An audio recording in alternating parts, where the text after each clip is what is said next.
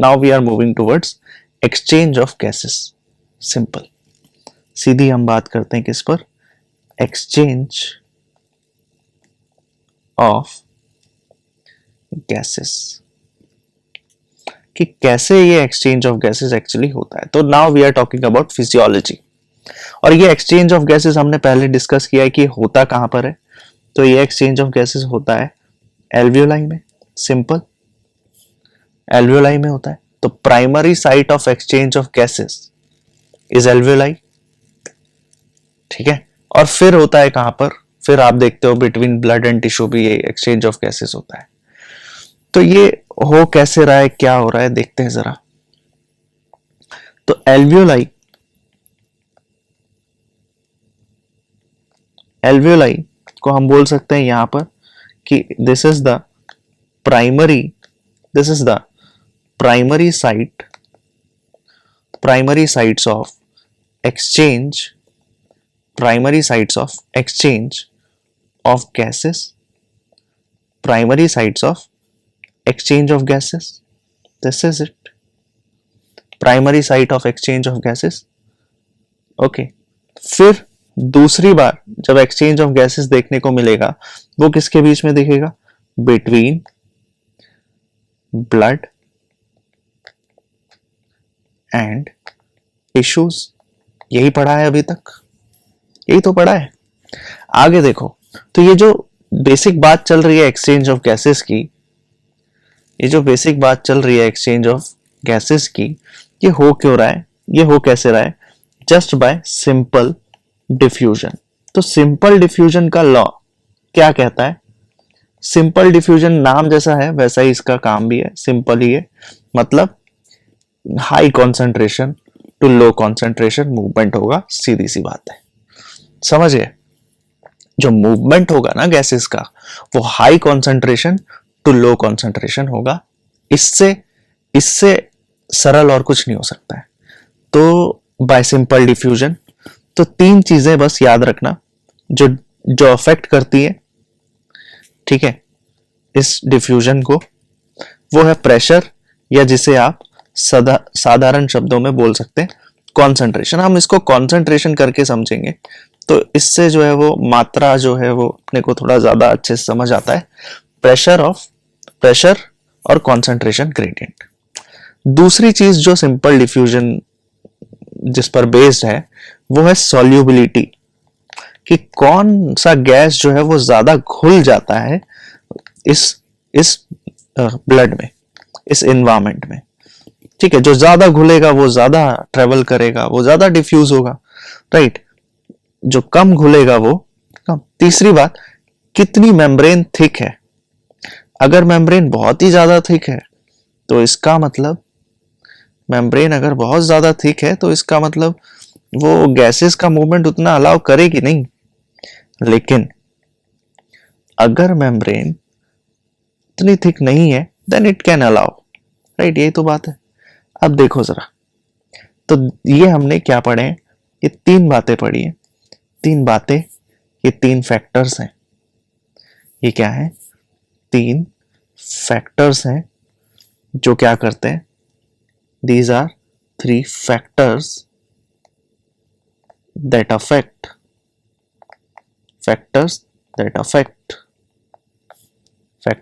affect rate of diffusion, that affects rate of diffusion। समझ आया। तो तीन बातें, पहला प्रेशर और कॉन्सेंट्रेशन ग्रेडियंट, दूसरा सॉल्युबिलिटी, और तीसरा थिकनेस ऑफ द मेम्ब्रेन। अब बात करते हैं पार्शियल प्रेशर कहां पर कितना है, उसके बाद थोड़ा सा चीजें आसान होने लगेंगी, है ना, थोड़ा सा चीजें आसान होने लगेंगी। तो उसके लिए एक डायग्राम है, ठीक है, मैं देखता हूं एक बार, एनसीईआरटी की सहायता लेते हैं। देखो डायग्राम है ये वाला, कि कहां कितना पार्शियल प्रेशर है। सबसे पहले बात करते हैं एल्वियोलाई की, ठीक है। तो एल्वियोलाई में सबसे पहले दो जगह एक्सचेंज ऑफ गैसेस हो रहा है, हमने बात की थी ना। एक तो हो रहा है ये एल्वियोलाई में, दो जगह एक्सचेंज ऑफ गैसेस हो रहा है, एक तो हो रहा है एल्वियोलाई में और दूसरा हो रहा है ये बॉडी टिश्यूज में, है ना, दूसरा हो रहा है बॉडी टिश्यूज में। सबसे पहले बॉडी टिश्यूज की बात करते हैं। तो मुझे एक चीज याद रहती है कि पार्शियल प्रेशर की जब हम बात कर रहे हैं ना यहाँ, तो जो भी कम होगा वो 40 होगा, इतना तो मुझे याद है। ज्यादातर जो भी कम होगा, मैंने क्या बोला, इसको याद रखना, ये थोड़ा सा काफी हेल्प कर देगा आपको ये पार्शियल प्रेशर याद करने में। बस इतनी सी बात अगर आप याद रखो कि जो भी चीज कम है वो 40 होगी, जो भी चीज कम है वो 40 होगी। जैसे एल्वियोलर एयर की बात करते हैं, तो एल्वियोलर एयर, एल्वियोलाई में एयर आई है, इंस्पायरेशन हो रहा है, अब सोच के देखो, इंस्पायरेशन हो रहा है मतलब ऑक्सीजन आ रहा है। अगर ऑक्सीजन आ रहा है तो यहां पर एल्वियोलाई में, आप सोच के बताओ, एल्वियोलाई में इंस्पायरेशन हम कर रहे हैं तो इस समय पर ऑक्सीजन तो आ रहा है, तो ऑक्सीजन ज्यादा होगा या कार्बन डाइऑक्साइड? ऑब्वियसली ऑक्सीजन ज्यादा होगा। ध्यान से समझना, ऑक्सीजन ज्यादा होगा या कार्बन डाइऑक्साइड? एल्वियोलाई में ऑक्सीजन ज्यादा होगा, कार्बन डाइऑक्साइड कम होगा।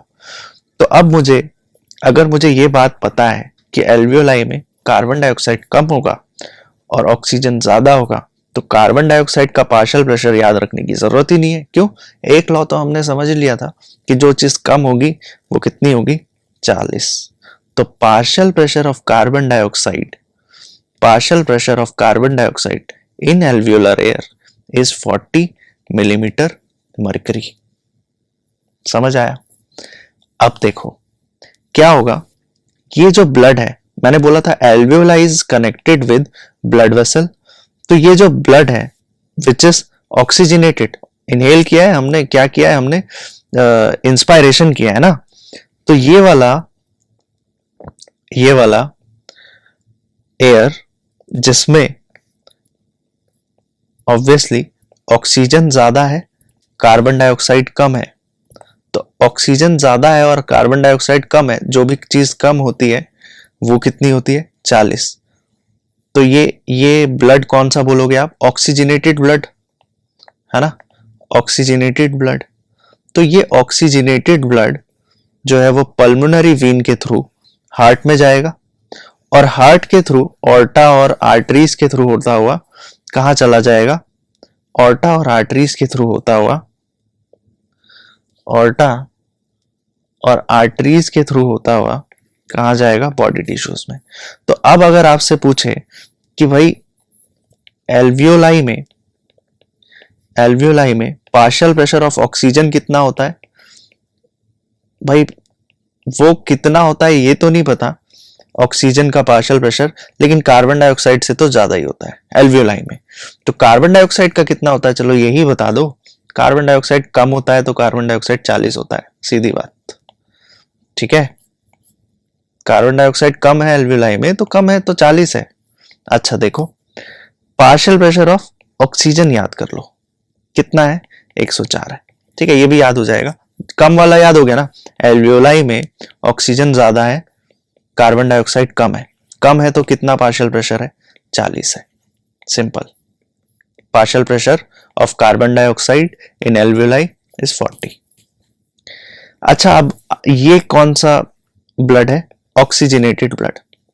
अब आप मुझे बताओ, अगेन ऑक्सीजनेटेड ब्लड अगर है तो उसमें क्या ज्यादा होगा, किसका कॉन्सेंट्रेशन ज्यादा होगा? ऑक्सीजन ज्यादा होगा कि कार्बन डाइऑक्साइड ज्यादा होगा? ऑक्सीजन ज्यादा होगा, कार्बन डाइऑक्साइड कम होगा।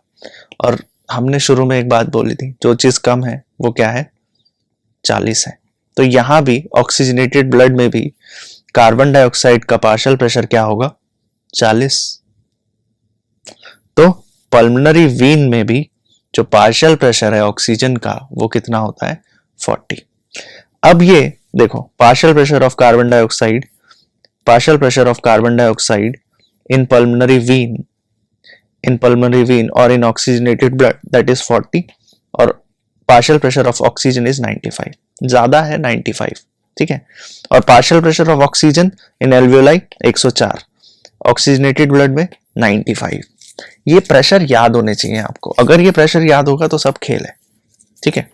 आगे देखो, यहां से ब्लड चला जाएगा कहां पर, ऑक्सीजनेटेड ब्लड कहां चला जाएगा, बॉडी टिश्यूज में। बॉडी टिश्यूज में ये ऑक्सीजन यूटिलाइज हो जाएगा, कुछ प्रोसेसेस चलेंगे जैसे ग्लाइकोसिस वगैरह, फिर एनर्जी मिल जाएगी माइटोकॉन्ड्रिया में जाकर, ये सब बातें हमें पता है। फिर क्या होगा, body tissues will release oxygen, body tissues will release what, carbon dioxide. जब बॉडी टिश्यूज रिलीज करेंगे कार्बन डाइऑक्साइड को, तो ये कार्बन डाइऑक्साइड, ध्यान से सुनना, ये कार्बन डाइऑक्साइड, ये वाला जो ब्लड है, यहाँ कार्बन डाइऑक्साइड का अमाउंट ज्यादा होगा और ऑक्सीजन का अमाउंट कम होगा। और ऐसा ब्लड जिसमें कार्बन डाइऑक्साइड, जो वो ब्लड जो टिश्यूज से निकल रहा है उसमें कार्बन डाइऑक्साइड का अमाउंट ज्यादा होगा और ऑक्सीजन का अमाउंट कम होगा, और ऐसा ब्लड जिसमें कार्बन डाइऑक्साइड का अमाउंट ज्यादा होता है और ऑक्सीजन कम होता है, उसे बोलते हैं हम डीऑक्सीजनेटेड ब्लड, राइट। क्या बोल देते हैं, डीऑक्सीजनेटेड ब्लड। तो आप मुझे बताओ जल्दी से, ठीक है, जल्दी से ये बताओ कि भाई जो चीज कम होती है वो कितनी होती है, 40 होती है। तो अगर डीऑक्सीजनेटेड की ब्लड की बात करेंगे तो डीऑक्सीजनेटेड ब्लड में कम क्या है, कम क्या है, ऑक्सीजन। तो ऑक्सीजन का प्रेशर देखो कितना है, 40। मैजिक, देखो समझ आया। अगेन टिश्यूज की बात करेंगे तो टिश्यूज में भी तो वही है, टिश्यूज में अभी आप क्या बोलोगे, टिश्यूज में भी कार्बन डाइऑक्साइड रिलीज हो रहा है बहुत ज्यादा, तो आप क्या बोलोगे, टिश्यूज में कार्बन डाइऑक्साइड ज्यादा है, ऑक्सीजन कम है। तो अगर ऑक्सीजन कम है तो ऑक्सीजन का पार्शियल प्रेशर कितना है, 40। तो वही कम वाले के सीन में तो आपको कहीं गड़बड़ होनी नहीं चाहिए, ठीक है। तो अब अगर इसको मुझे एक टेबल बनाना हो तो कैसे बनाएंगे, देखो बहुत इजी है, ठीक है। एक बार देखो, ठीक है, मैं क्या कर रहा हूं, यहां लिख रहा हूं ऑक्सीजन का पार्शियल प्रेशर, ठीक है, और यहां लिख रहा हूं partial pressure of carbon dioxide, fine, partial pressure of oxygen, partial pressure of carbon dioxide. सबसे पहले लिखते हैं एटमॉस्फेरिक एयर, एक कॉलम बनाओ एटमॉस्फेरिक एयर, एक कॉलम बनाओ एल्वियोलाई, एक कॉलम बनाओ, फिर यहां एल्वियोलाई से ब्लड कहां जाएगा, ऑक्सीजनेटेड ब्लड होगा, है ना, ऑक्सीजनेटेड ब्लड, फिर डीऑक्सीजनेटेड ब्लड,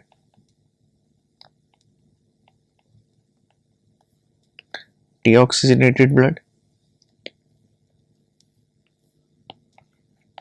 देन टिश्यूज, अच्छा ऑक्सीजनेटेड ब्लड, फिर ऑक्सीजनेटेड ब्लड के बाद टिश्यूज, ठीक है। ये 5 कॉलम्स आपको बनाने हैं, तो देख लो थोड़ा,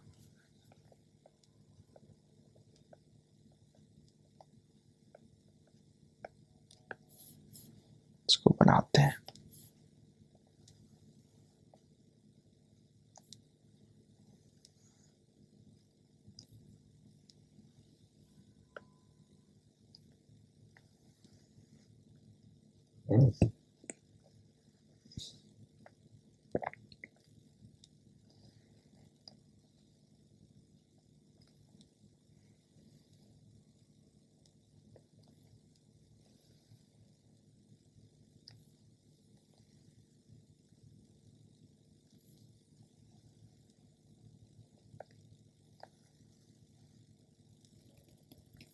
ठीक है, तो अब देखो एटमॉस्फेरिक एयर में, ठीक है, एटमॉस्फेरिक एयर का थोड़ा सा याद रख लेना कि ये तो हमने उसमें भी पढ़ा है कि 0.3% कुछ, है ना, 0.3 पार्शियल प्रेशर होता है, और कार्बन डाइऑक्साइड का, ऑक्सीजन का कितना होता है ये याद रखना, 159।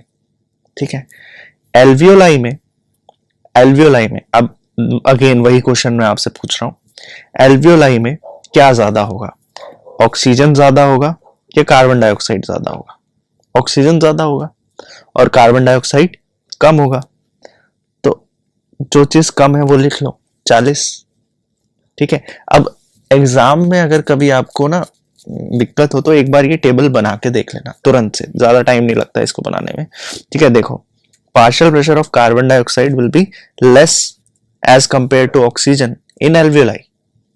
अगर मैं बात कर रहा हूं ऑक्सीजनेटेड ब्लड की, तो ऑक्सीजनेटेड ब्लड में पार्शियल प्रेशर ऑफ ऑक्सीजन ज्यादा होगा, कार्बन डाइऑक्साइड कम होगा, कार्बन डाइऑक्साइड कम होगा, मतलब 40। टिश्यूज में, टिश्यूज में partial pressure of carbon dioxide ज्यादा होगा और ऑक्सीजन कम होगा, ऑक्सीजन कम होगा, तो 40। डीऑक्सीजनेटेड ब्लड में, डीऑक्सीजनेटेड ब्लड में पार्शियल प्रेशर ऑफ ऑक्सीजन कम होगा और partial pressure of carbon dioxide ज्यादा होगा, तो ऑक्सीजन कम होगा ना डीऑक्सीजनेटेड ब्लड में, 40। अब ज्यादा वाला देखते हैं कैसे याद करेंगे। सबसे पहले याद करते हैं, सबसे पहले याद करते हैं डीऑक्सीजनेटेड ब्लड, सबसे पहले याद करते हैं डीऑक्सीजनेटेड ब्लड और टिश्यूज वाली बात। ठीक है। देखो जरा, यहां पर एल्वियोलाई में जो ऑक्सीजन का पार्शियल प्रेशर होता है वो होता है 104, और फिर ऑक्सीजनेटेड ब्लड में वो थोड़ा और घटेगा 95, टिश्यूज में, टिश्यूज में फिर ये और घट रहा है। ठीक है। और कार्बन डाइऑक्साइड फिर 45 चलता है। ठीक है। यहां टिश्यूज में भी कार्बन डाइऑक्साइड कितना चलेगा, 45 चलेगा, तो ये आसान है। ठीक है। देखो यही है, देखो सबसे ज्यादा कहां पर, सबसे ज्यादा कहां पर ऑक्सीजन होगा, एल्वियोलाई में, कितना, 104। फिर ये ब्लड जाएगा ऑक्सीजनेटेड ब्लड, तो ये कम हो जाएगा। ठीक है। ऑक्सीजन कम हो जाएगा, कितना हो जाएगा, 95। फिर कार्बन डाइऑक्साइड ज्यादा होगा, कितना ज्यादा होगा, 45। डीऑक्सीजनेटेड ब्लड में भी 45। सिंपल। तो ये एक टेबल आसानी से बना लेना सीरीज में, 159, 0.3, 104, 40। ठीक है। ऐसे 95, 40, 40, 40, 45, 45, और सीरीज में लिखना, जैसे सीरीज में लिख लेना जैसे जैसे सर्कुलेशन चल रहा है। सबसे पहले एटमॉस्फेरिक एयर, फिर कहाँ गया, एल्वियोलाई, फिर ऑक्सीजनेटेड ब्लड, फिर टिश्यूज, फिर डीऑक्सीजनेटेड ब्लड। बस, ऊपर ऑक्सीजन, नीचे कार्बन डाइऑक्साइड। तो ये इतना याद करने पर इतना एम्फेसिस क्यों है, इतना जोर क्यों दिया जा रहा है? सुनो जरा, इतना जोर इसलिए दिया जा रहा है क्योंकि अगर आपको ये पता है, तो मैंने शुरुआत में ही बोला था कि सिंपल डिफ्यूजन होता है एक्सचेंज ऑफ गैसेस में, और जब सिंपल डिफ्यूजन हो रहा है, और ये डिपेंड करता है 3 फैक्टर्स पर, प्रेशर ग्रेडियंट पर या कॉन्सेंट्रेशन ग्रेडियंट पर, है ना, सॉल्युबिलिटी और थिकनेस पर। तो ये वाला जो पॉइंट है ये क्लियर हो जाएगा हमारा। देखो जरा, एक बात सुनो, हम बात कर रहे हैं एक्सचेंज ऑफ गैसेस की, है ना। तो हम देखते हैं कि ये जो पल्मोनरी वीन है, पल्मोनरी वीन है जिसमें ऑक्सीजनेटेड ब्लड है, यहाँ का पार्शियल प्रेशर, यहाँ का पार्शियल प्रेशर ऑफ ऑक्सीजन कितना है, 95 है, और partial pressure of carbon dioxide कम है, तो 40 mmHg, है ना। ये कहां पर है, ऑक्सीजनेटेड ब्लड। एल्वियोलाई का पार्शियल प्रेशर कितना है ऑक्सीजन का, 104 है mmHg, और कार्बन डाइऑक्साइड कितना, कम है तो 40, कम है तो 40। ठीक है। इजी। तो ऑक्सीजन विल मूव, ऑक्सीजन जो है वो कहां जाएगा, ऑक्सीजन जो है वो कहां जाएगा, ये है एल्वियोलाई, ठीक है, ये है एल्वियोलाई और ये है ब्लड वेसल, ठीक है, ये है ब्लड वेसल। तो ऑक्सीजन मूव करेगा from alveoli to blood vessel कि नहीं मूव करेगा, करेगा, और यही हम चाहते भी हैं। ऑक्सीजन मूव करेगा कहां, एल्वियोलाई से ब्लड वेसल में, from high partial pressure of oxygen to low partial pressure of oxygen, right. क्यों, एल्वियोलाई में ऑक्सीजन का पार्शियल प्रेशर कितना है, 104 mmHg, और ब्लड वेसल में वहीं अगर आप देखो ब्लड वेसल में ऑक्सीजन का पार्शियल प्रेशर कितना है, तो अभी अभी देखा 95 है, तो 95 mmHg, और हम बात करते हैं ये क्या है, सिंपल डिफ्यूजन है, और अगर ये सिंपल डिफ्यूजन है तो हाई थ्रू लो ट्रांसफर कर रहा है। अब देखते हैं ये डीऑक्सीजनेटेड ब्लड, ये ब्लू वाला जो ब्लड आ रहा है, यहां पर हम बोलते हैं कि अगेन वही वाली बात है, एल्वियोलाई किसकी बात कर रहा है, तो oxygen will move from alveoli to blood vessel, ये हमने अभी देख लिया। अगेन एल्वियोलाई, तो एल्वियोलाई में पार्शियल प्रेशर ऑफ ऑक्सीजन कितना है, 104 mm मर्करी, और partial pressure of carbon dioxide कितना है, 40 mm मर्करी। अगेन ये जो डीऑक्सीजनेटेड वाला ब्लड वेसल आ रहा है, ये जो डीऑक्सीजनेटेड वाला ब्लड वेसल आ रहा है, ये पल्मोनरी आर्टरी, यहां पर तो भाई का ऑक्सीजन जो है वो कम होगा, हाँ ऑक्सीजन कम होगा, और कम होगा मतलब 40 होगा। कार्बन डाइऑक्साइड कितना होता है, 45 होता है, अभी अभी याद किया है ना, 45 होता है, अभी अभी याद किया। तो एक चीज अगर नोटिस करो आप, तो partial pressure of carbon dioxide, partial, अब ये रिलेशन है देखो, एल्वियोलाई और ब्लड वेसल, है ना। तो अभी भी अगर आप नोटिस करो तो एल्वियोलाई में पार्शियल प्रेशर ऑफ ऑक्सीजन ज्यादा है, इन दोनों को कंपेयर करना, किसको, एल्वियोलाई को और ब्लड वेसल को। तो एल्वियोलाई में ऑक्सीजन कितना है, 104 है,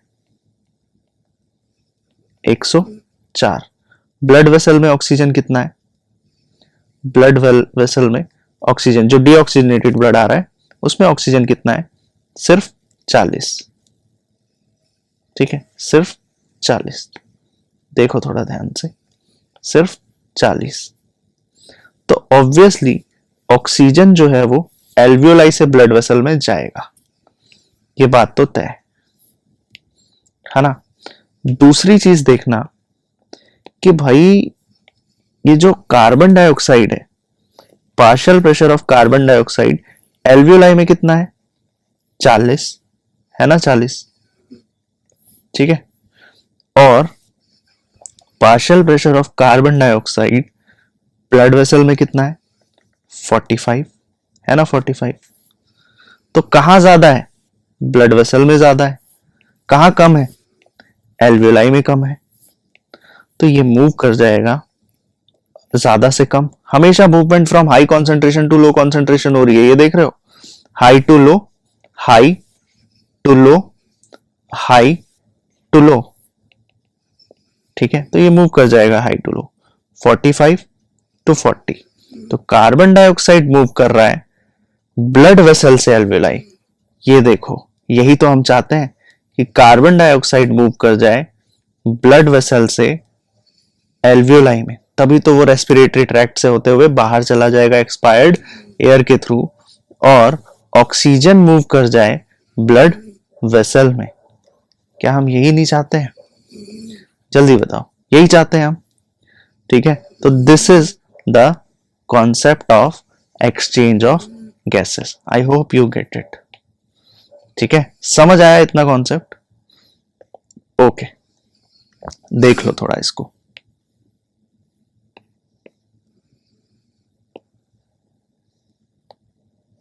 ठीक है, इसलिए बोला था पार्शियल प्रेशर जो है वो आपको पता होना चाहिए. ठीक है, पार्शियल प्रेशर पता होना चाहिए. ये तो यहां से हमें एक बात जरूर क्लियर हो जाती है कि एक ग्रेडियंट है, एक डिफरेंस है प्रेशर का, जिसकी वजह से डिफ्यूजन चल रहा है. ठीक है, और वो ग्रेडियंट ऑक्सीजन के लिए भी है और कार्बन डाइऑक्साइड के लिए भी है. ऑक्सीजन के लिए जो डिफरेंस है वो कुछ इस तरह से है कि जो ट्रांसपोर्ट है वो चल रहा है. ग्रेडियंट मतलब अगेन डिफरेंस. ठीक है, ग्रेडियंट मतलब difference. Difference of pressure is pressure gradient. तो जो ग्रेडियंट है ऑक्सीजन के लिए, उसकी वजह से जो ऑक्सीजन है वो मूव कर रहा है फ्रॉम एल्वियोलाई टू ब्लड. ठीक है, alveoli to blood, and blood से tissues. Again the gradient for carbon dioxide,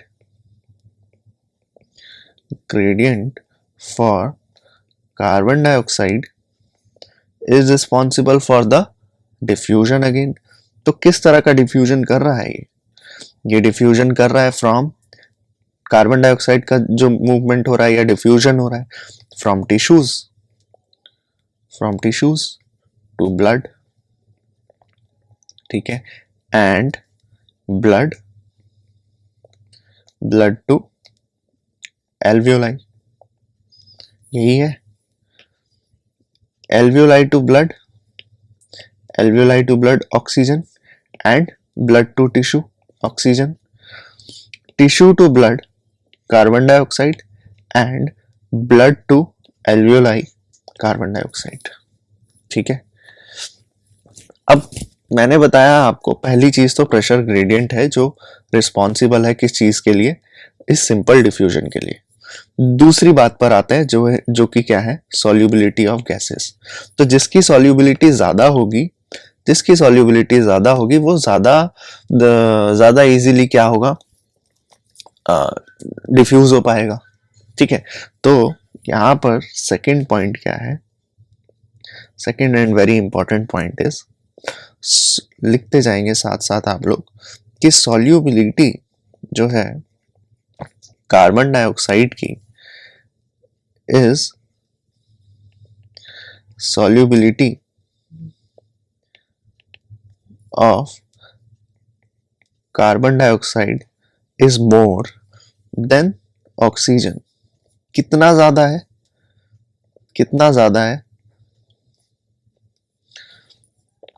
20 to 25 times ज्यादा है. ठीक है, 20 से 25 गुना ज्यादा सॉल्युबिलिटी होती है किसकी, कार्बन डाइऑक्साइड की ऑक्सीजन के मुकाबले. तो इससे क्या फर्क पड़ेगा, तो इससे ये फर्क पड़ेगा, hence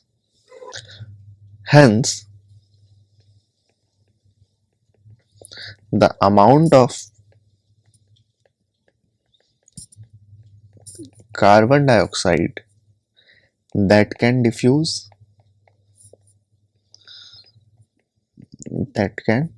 diffuse through diffusion membrane through diffusion membrane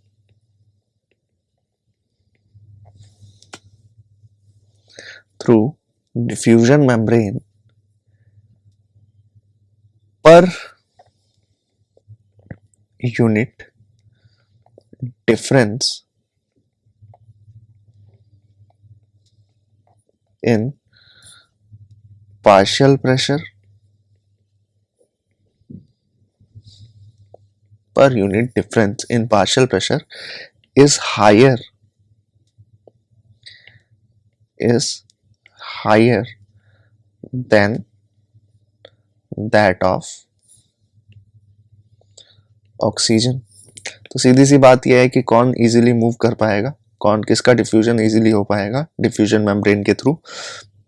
amount जो है ज्यादा डिफ्यूजन किसका होगा, कार्बन डाइऑक्साइड का, देन दैट ऑफ ऑक्सीजन। सीधी सी बात ये है, ठीक है। और क्या रीजन है, क्योंकि सॉल्युबिलिटी कार्बन डाइऑक्साइड की 20 से 25 गुना ज्यादा है, ठीक है, 20 से 25 गुना ज्यादा है, तो इसीलिए वो इजीली क्रॉस कर जाएगा डिफ्यूजन मेम्ब्रेन को, बहुत इजीली, ठीक है।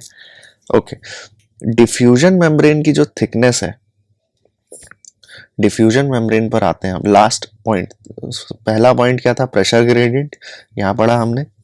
पहला पॉइंट था प्रेशर ग्रेडियंट, यहां पढ़ा हमने। दूसरा पॉइंट है सॉल्युबिलिटी, यहां डिस्कस कर चुके हैं। एंड थर्ड पॉइंट क्या है, thickness of membrane, thickness of membrane, ठीक है। तो thickness of membrane, third point लिखो, thickness of membrane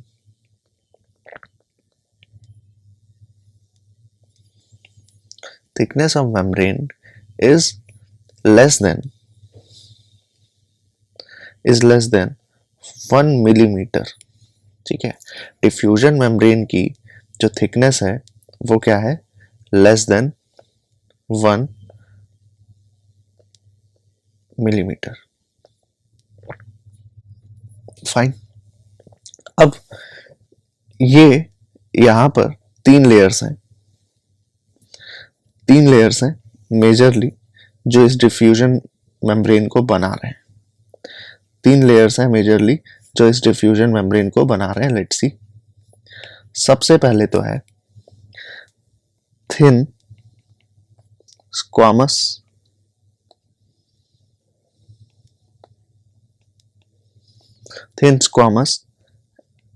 epithelium, thin squamous epithelium of alveoli.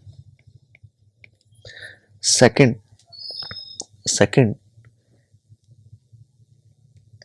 endothelium, single endothelium, single cell layer of alveolar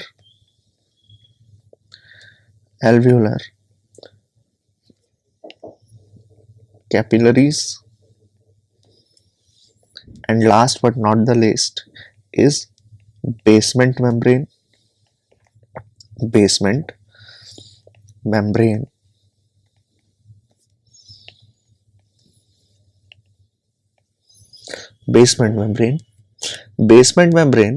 which is composed of basement membrane actually, या basement membrane ना बोलकर इसको हम क्या बोलते हैं, substance बोलते हैं, ठीक है। तो बेसमेंट मेम्ब्रेन नहीं, जानबूझ के मैंने इसको काटा है, ठीक है, इसको मिटा भी सकते हैं, बट रिमेंबर कि मेम्ब्रेन है, ठीक है, लेकिन इसको हम सब्सटेंस बोल रहे हैं। तो सब्सटेंस मतलब जो किस चीज का बना है, this is a component, this is a component composed of thin basement membrane, ठीक है। मेम्ब्रेन का बना है ये सब्सटेंस जो बीच में है, ठीक है, बेसमेंट मेम्ब्रेन का बना है ये, सपोर्टिंग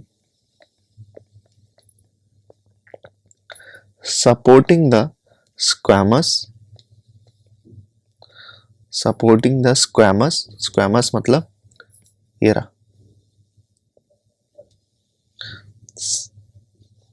ठीक है, squamous epithelium, supporting the squamous epithelium and basement membrane,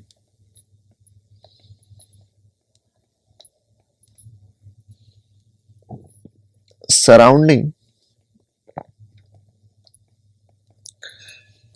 the single layer, surrounding the single layer endothelium, surrounding the single layer endothelium cells of capillaries, capillaries. तो ये इन बिटवीन किसके, इन दोनों के बीच में, ठीक है। इसको अंडरलाइन करते हैं और देखते हैं थोड़ा सा ठीक से, ठीक है। देखो हम किस चीज की बात कर रहे हैं, तो यही है, देखो क्या है,